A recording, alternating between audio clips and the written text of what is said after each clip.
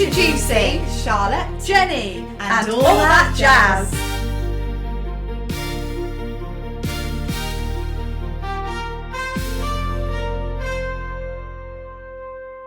Hello and welcome to this week's edition of And All That Jazz. I'm Jenny, and Charlotte's parole officer wouldn't give her leave this week.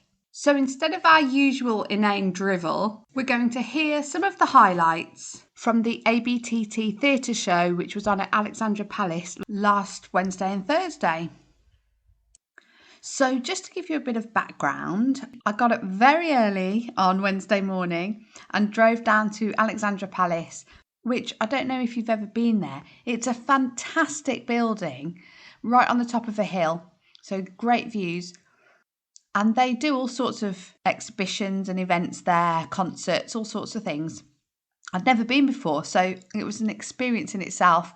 And the ABTT Theatre Show is a trade show run by the Association of British Theatre Technicians. So there's all kinds of exhibitors there, lighting, sound, and as you'll hear, also people from the parts of theatre that you don't always think about. So I spoke to Royal Caribbean on the cruise ships and a drapery company that provide fabrics for shows and events, as well as associations and charities for people that work in the theatre industry and events and live entertainment. So a really wide variety of people there.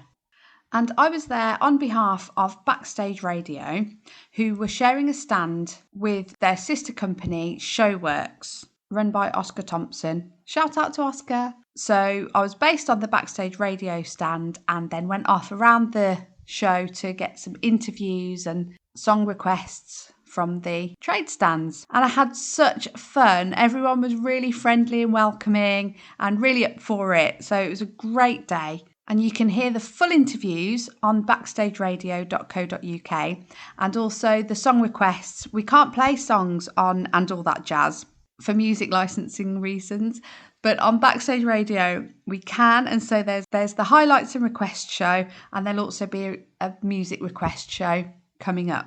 So look out for those. Right, let's get to it. First up, I was chatting to Sam Lawrence from Stage Sound Services, and she was telling me that not only do they hire out equipment, but they also have a consumables purchasing department. So for that, we've even got another company that we have inside our building as well called TSG, which supplies all theatre sound group. They do all supplies of all your consumables, anything you need that you can purchase. So we're a hire company, but also have a purchasing department as well. Right, okay, yeah, I can see your stand here, and you've got all your glow tapes and gloves and dirty rigger gloves, microphones, and water bottles, literally everything you could possibly need. This is a new range for us, Chili's water bottles, because we can also laser engrave them as well on site. So any of your own personal details or information that you want to put on your bottle, either your name so it doesn't get lost, your mobile phone number, anything you want, your company logo, we can engrave it for you as well. Oh, what a good idea. Yeah. And that would make a great gift, wouldn't it? It would do, especially if everybody's on site and stuff like that, and then puts their bottle down and goes, I've lost it. At least somebody can get it back to them as well if they've got a contact number on it. There's a good Christmas idea for the theatre technician in your life. We also do our Pelly cases as well in all the range of colours, and as you see we've got a bright pink one as well. Oh, excellent. Right, well I'm going to be having a little look at those later then. Writing them on my Christmas list. Yeah. And well done to Sam, because no one else on the Stage Sound Services wanted to step up and do the interview with me. So she did it, and she did it brilliantly. And also she's my favourite because she gave me a free t-shirt. So I'm wearing that proudly. And talking of freebies, some people, at these trade shows, they absolutely cane the freebies, don't they? You see them, the first thing they get is a tote bag, and then their mission that day is to fill the tote bag with as much stuff as they can possibly get their hands on. I didn't go crazy, but I was lucky enough to get some dirty rigger socks and some glow tape. So shout out to the chaps on the Lamarck stand, because they were so kind and gave me those freebies. Looking back on it, I think they might have actually felt a bit sorry for me because I was actually so passionate about tape and socks. But as a stage manager, I mean, what stage manager doesn't love tape and stationery? Come on. Anyone? Okay, right, crashing on then. Now, I mentioned that I was there on behalf of Backstage Radio, and each stand at these trade shows, they try and have something a little bit unique to draw people in, or a lot of them do several trade shows a year, or they go back to the same ones every year, and so the staff on them get to know each other, and so they sort of invite each other over from stand to stand to socialise a little bit as well. So a lot of them have food and drink on the stands. Now, Backstage Radio and Showworks absolutely aced it because they had a beer fridge flight case. But not only that, it was stocked with Showworks branded beer from a local brewery. I mean, how tip-top is that? I will post a picture of that on our Instagram and all that jazz _pod because it was a sight to behold. But also on the Showworks and Backstage Radio stand, we were showcasing their 2 new apps. Here's Oscar Thompson to tell us a bit more. Here's the founder of Showworks and Backstage Radio, Oscar Thompson, to tell us more. Exactly. So tell us about what you've got here on the stand today, because it looks fantastic. It looks really interesting. Thank you very much. So half and half. So I got half Showworks, half Backstage Radio, showcasing both the Showworks and Backstage Radio app. So recently developed those this year. So that's 2 separate apps. 2 separate apps. Right. At the moment, yet to integrate it into one insane app, which would be great. But yeah, so the Showworks app lets you browse all the hire stock, because Showworks is a hire company. You can view your orders if you log into it with your customer details. You can report faults straight from site. You can scan barcodes on our own equipment and you can report a fault so we can track it. So if you've got an issue with any of the kit, we'll be able to jump on that very quickly. You can see where all the hires are from Showworks in the UK on a live map. You can also see our Instagram feed on the app. I'm trying to think if there's anything more. Oh, you can build racks like this one here. You can build your virtual rack. So before you do your gig or you get your equipment, you can build it how you want it and then send it to us and we'll prep it for you. Wow. Oh, that sounds excellent. So it's really user-friendly, isn't it? And really client-based? Yes. Hopefully a first in theatre as well. I mean, that's sort of what we're trying to do. Same with the Backstage Radio. No one's done it before. Maybe for a reason. I'm sure that's not true. I'm sure that's not true. But yeah, those 2 apps on the stand, obviously the Backstage Radio app as well, which is they're exactly the same as the apps that you get on your phone, just on a big touchscreen. You can listen to music and on-demand shows on the Backstage Radio app and vote in polls. So you are... Oh, the lovely Oscar there. Such a talented guy. Is there anything that he can't do? So another part of the ABTT Theatre Show was the SMA Awards, the Stage Management Association Awards. And I was lucky enough to catch up with Sally Inch, who won the Individual Stage Manager Award. She was nominated for the award from her work on The Greatest Showman. And she was telling us about her journey into stage management so far. Up to this point so far? Yeah, so I just had a passion for theatre when I was a kid and always loved going. Knew that that's what I wanted to do, but specifically backstage and specifically stage management. I went to the Central School of Speech and Drama. From there, did a bit of my early career with Complicité and had my big break on the West End with Harry Potter, which I opened, another huge and technical production. Since then, I've just had the bug for wanting to work on the biggest and hardest shows and have been lucky enough now to have done 3 Disney shows, having done Frozen, Hercules and The Greatest Showman. So yeah, that's the journey so far, and I can't wait to see what's next. Because Disney shows, they're notoriously technical, but they're very stringent, aren't they, in their sort of guidelines and style? Yeah, absolutely. You have to honour the original source material, but also make it relevant for audiences now and give everyone a little bit something extra than what they can see in the movies. Oh, she was great, Sally. And I also asked her what her one piece of advice would be to an upcoming stage manager, and she said, work hard, play hard. So a girl after my own heart. Nice to meet you, Sally. And now on to a guy who I actually met a few weeks ago at the Panto Awards. Lighting designer Nick Farman. Nick was at the trade show with the company that he works for, Chauvet Lighting. So he told us a bit about their range. And of course, we talked about the Panto Awards, where he won Best Lighting. but he's also started his own podcast. As well, haven't you? Yes, yeah. It's a podcast. It's called Process of Illumination. I see what you did there. Yes, yeah. I was very pleased with that pun.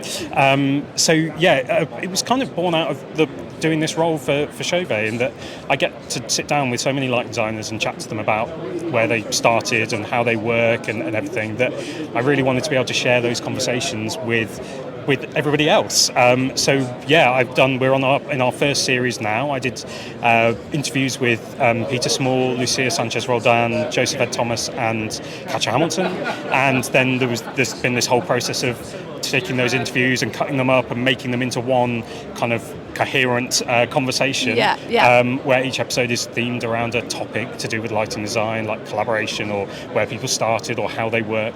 I'm thrilled with the response to it, and please go out and listen to it. It's really interesting to hear people's stories and how they got to where they are now and how they work. Yeah, well, I've listened to the first couple of episodes, and I'm not a lighting specialist by a long shot, but I found it really accessible. It's literally like having a coffee with your friends, isn't it? That was the idea. It's supposed to be really informal, and it's we held the interviews that I did with the guests were in a coffee shop. It was just informal, and we didn't mind that it was noisy and everything like that. It was just to have a relaxed conversation. Those kind of candid conversations are, I think, really important within this industry. The ability to talk openly about not just the good stuff, but also the bad stuff, and share the problems that we all have. And I think if the podcast allows people to access that and have the opportunity to see where other people come at those things from, then that's great. That's really what I want it to do. Yeah, and I think I'll be looking forward to the next episode of Process of Illumination, which will be dropping soon. It is really good, isn't it, to talk about the good times and the bad when we're working backstage. Talking of which, I had a really interesting chat with Liz Robertson and Hugh Sachs from the Theatrical Guild, which are a group that support backstage crew in times of emotional or financial need. And we also do retraining now, so people that might have an injury or find that they're too old to do the job they were doing, we can retrain them in another area of backstage work. Right. So it's fascinating. And you cater for backstage staff and front of house, is that right? Yeah, basically everybody who's not a performer, so box office ushers, crew, dressers, hair and makeup, spotlight operators. So there's anybody basically who doesn't perform. Now, the Theatrical Guild is a charity that runs on donations, so Liz Robertson was telling us about their upcoming fundraising event. And talking about fundraising, we have a wonderful fundraiser coming up where we're going to climb over the O2. Oh, yes. On Friday, 25th of September, 2026, and it's going to be in the morning, and we're trying to raise as much money as we can for the people that we need to support. Excellent. So how can people get involved? They can actually register no later than the 31st of July. Right, Yeah, okay. yeah. Right, get in there then Yeah, if you want absolutely. to climb the O2. If you go onto our website, you can find more details there as well. But the address is admin@ttg.org.uk. So if you've got a head for heights, then you should get involved with that. Anyone that works up on the fly floor, we expect to see you there. Should be easy for you. So something that really struck me at the ABTT show was looking around at all these companies. Some of them have been around for many years. The Theatrical Guild, for example, who we were just talking to, was founded in 1891. And realising what a rich history and tradition of theatre we really have in this country. And I think sometimes we forget and take it for granted when we're working in it day to day. And one of these examples was meeting Millie McDougall, whose family-run business, J.D. McDougall Drapery, has been running for over 100 years. And your stand here at the trade show. Okay, so we do textiles. Pretty much everything is flame retardant for the theatre, film, events industry. So we supply the fabrics and textiles themselves, and then we also make them up into big drapes, backdrops, curtains. We do gauzes, all of the kind of things that you would see that would be hanging on the stage or in events and stuff like that. Yeah. So is it a family-run business? It is, yeah. So I have to think about this myself. I am actually generation number 4. Oh, how My lovely. father, yeah, he's here today as well somewhere. So yeah, family-run business. There's it's just me and my dad now who are part of the family, but there's about 30 employees of us based in Stratford, East London. So we're close to the theatre district for any last minute. Yeah, handy for drop-offs. Yeah. Door to door.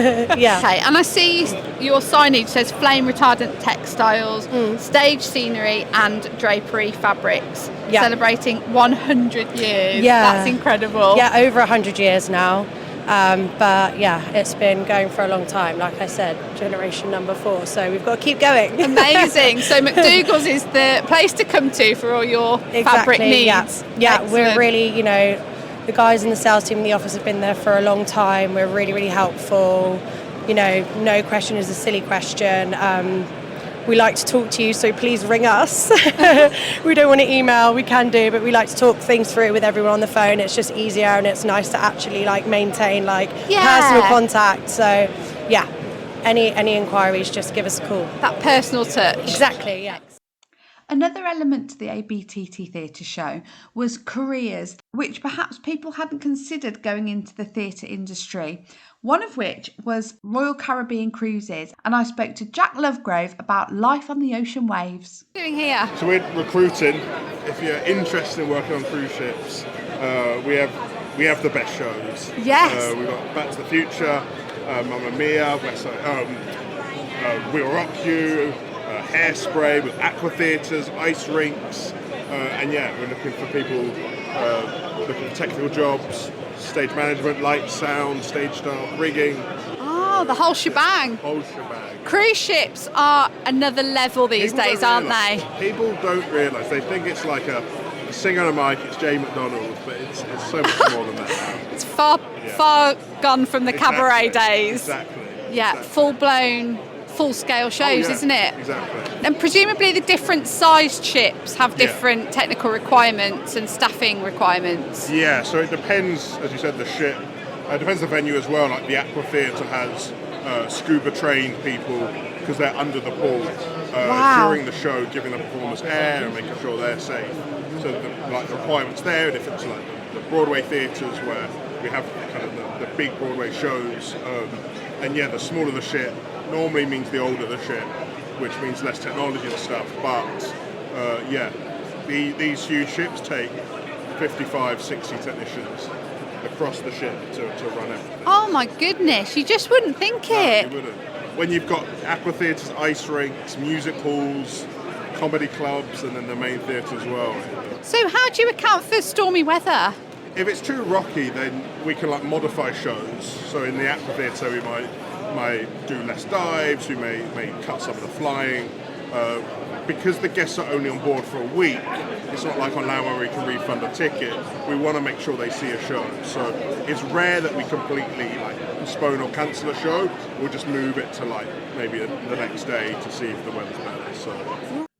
Thanks to Jack for that interview. I think if I had my time again, I would love to go off on the cruise ships. It looks like an absolute hoot. And as we were saying, the shows are just fantastic now. So there's definitely just as much of a career out at sea as there is on land these days in theatre. Well, that's all we've got time for today. Thank you to everyone that took part. You've been really good fun and good sports. You can find the full interviews and more on demand on backstageradio.co.uk. So join us next time for more on theatre, television and all that jazz.